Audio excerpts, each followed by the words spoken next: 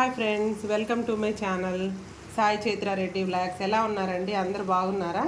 ఈరోజు నేను చపాతీల్లోకి, నాను, పరోటాలు ఇట్లాంటి వాటిల్లోకి ఎంతో టేస్టీగా ఉండే పన్నీర్ బటర్ మసాలా ఎలా చేయాలో మీకు నేను చూపిస్తాను.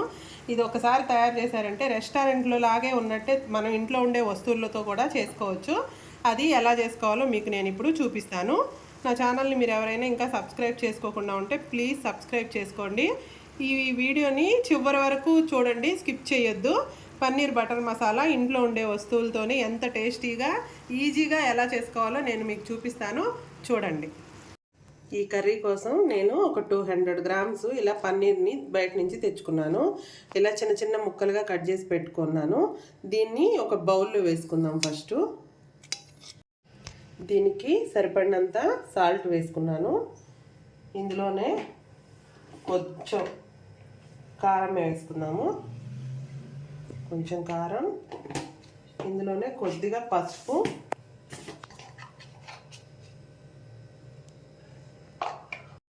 ఇందులోనే ఒక స్పూను అల్లం వెల్లుల్లి పేస్ట్ వేసి ఇప్పుడు దీన్ని బాగా కలిపి ఒక గంట సేపు పక్కన పెట్టుకుందాం. ఇప్పుడు స్టవ్ ఆన్ చేసుకొని ఒక ప్యాన్ పెట్టుకోవాలండి. ఇప్పుడు ప్యాన్ పెట్టుకొని అందులో 2-3 టేబుల్ స్పూను నెయ్యి వేసుకుందాము. చూసారా, నెయ్యి ఇది ఇంట్లో తయారు చేసిందేనండి. ఎంత ఫ్రెష్గా ఉందో. ఇది మా ఆడపడుచు వాళ్ళు ఈ మధ్య పంపించారు.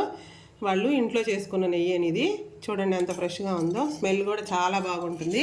ఇది ఒక 2-3 టేబుల్ స్పూన్లు ఇప్పుడు వేయాలి.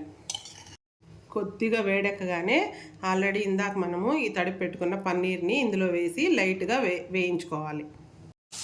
ఇవి చూసారా, ఇట్లా ఇట్లా వేపుకున్న దాకా ఇట్లా కలుపుకోవాలి. గరిట పెట్టి కలిపేస్తే అదంతా ముక్కలు అవుతాయి. అందుకని ఇట్లా కొంచెం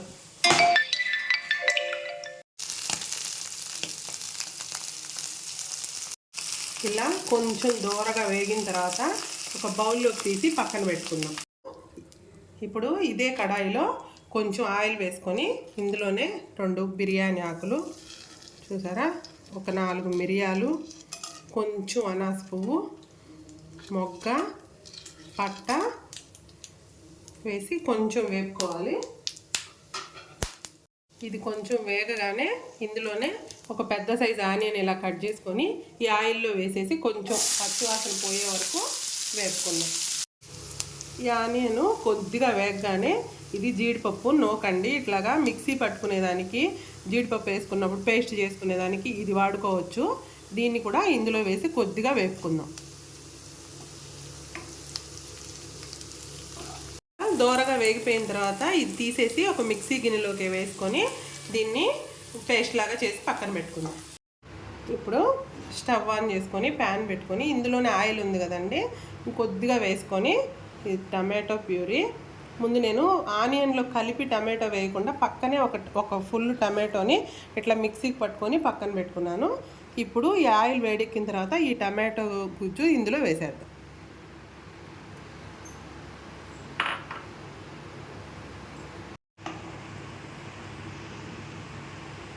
ఈ పచ్చివాసన అంతా పోయి ఇందులో నుంచి ఆయిల్ బయటకు వచ్చిన దాకా కొంచెం వేపుకుందాం. ఇలా కొద్దిగా పచ్చివాసన పోయిన దాకా ఉంచి ఇందులోనే ఆనియన్, జీడిపప్పు ఇదంతా కలిపి మిక్సీకి పట్టుకున్నాం కదండి, ఇది కూడా వేసి కొద్దిగా వేపుకుందాం. స్టవ్ని కొంచెం సిమ్లో పెట్టుకొని ఇందులోనే 4 పచ్చిమిర్చి చీలికలు ఇలా వేసుకున్నాము. ఇందులోనే ఒక స్పూను అల్లం వెల్లుల్లి పేస్ట్ వేసుకుందాం. తర్వాత ఇందులోనే మనకి రుచికి సరిపడినంత కారం వేసుకుందాం. మీకు రుచికి సరిపడినంత ఎంత సరిపోద్ది అనుకుంటే అంత వేసుకొని నేనైతే 2 టేబుల్ స్పూన్లు వేసాను. ఇందులోనే కొద్దిగా పసుపు కూడా వేసుకుందాం. చూసారా, కొద్దిగా ఒక 1/2 టేబుల్ స్పూను పసుపు వేసాను. ఈ పసుపు కూడా వేసిన తర్వాత ఇందులోనే కొద్దిగా ఒక స్పూను ధనియాల పొడి వేసుకుందాము. వేసుకొని కొద్దిగా కలుపుకొని వేగిన తర్వాత ఇందులో 1 గ్లాస్ వాటర్ పోసుకొని బాగా దీన్ని మగ్గనిద్దాం. ఇలా కొంచెం ఆయిల్ బయటికి రాగానే ఇందులో మనకి రుచికి సరిపడినంత సాల్ట్ వేసుకొని బాగా ఒకసారి కలుపుకోవాలి. ఇలా కలిపేసిన తర్వాత ఆల్రెడీ మనం వేయించి పెట్టుకున్న ఈ పన్నీర్ ముక్కల్ని చూసారా, ఇవి ఇందులో వేసేద్దాం.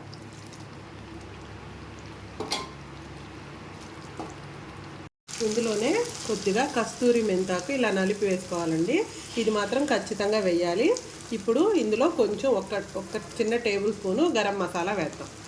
ఇందులోనే కొత్తిమీర పుదీనా కూడా చల్లుకొని బాగా కలుపుకుందాం.